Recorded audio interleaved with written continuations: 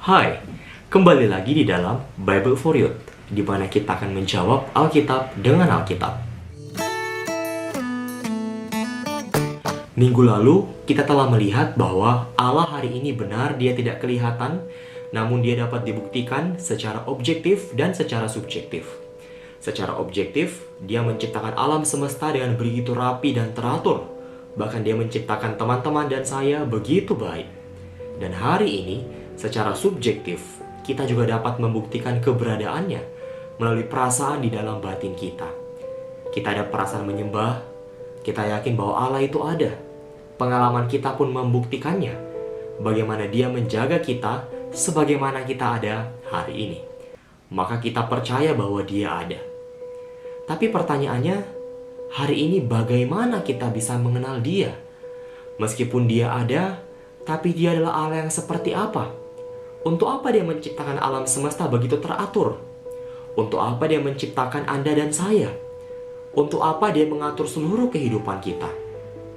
Jawaban dari pertanyaan-pertanyaan ini tidak dapat dibuktikan secara pengajaran doktrin saja.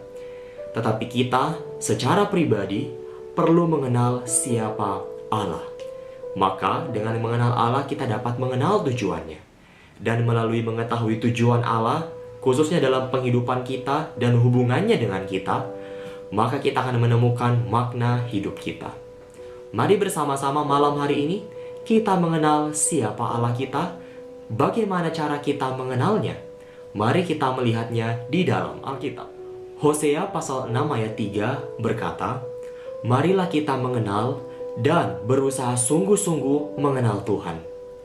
Hosea mengajak kita untuk mengenal Tuhan, agar kita mengetahui jalan apa yang harus kita pilih di dalam kehidupan kita. Di dalam kitab Roma pasal 3 ayat 23 dikatakan bahwa manusia telah jatuh di dalam dosa dan kehilangan kemuliaan Allah. Ketika manusia jatuh dalam dosa, manusia berada di dalam kegelapan. Mulai ada peristiwa pembunuhan di dalam Alkitab, manusia mau mulai menyaingi Allah, sehingga akhirnya Allah harus menghukum manusia. Semua itu karena manusia tidak mengenal Allah dan berada di dalam kegelapan. Maka bagaimana cara kita hari ini mengenal Dia? Puji Tuhan, Allah mengaruniakan kepada kita dua hal yang sangat mustika.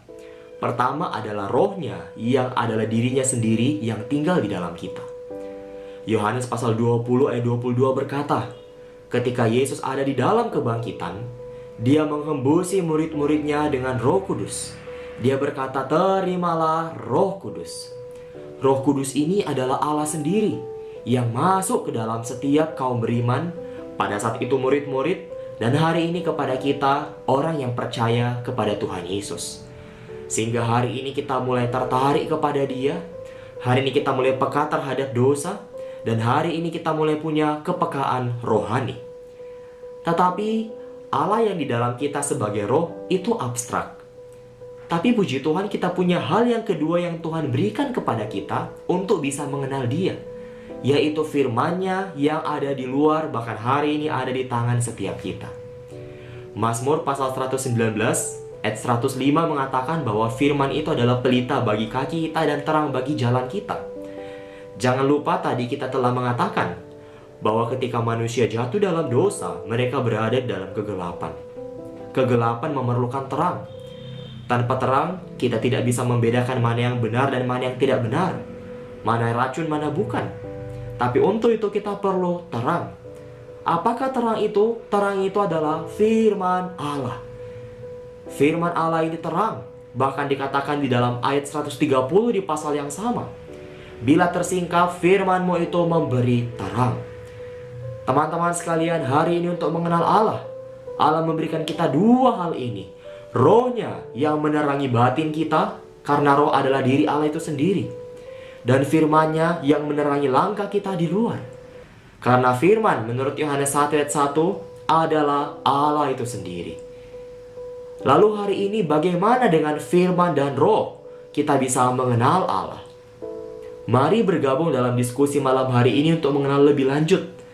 Sehingga melalui kita mengenal Allah, kita bisa menemukan makna hidup kita. Dan jalan yang kita pilih adalah jalan yang ada di bawah terang Allah.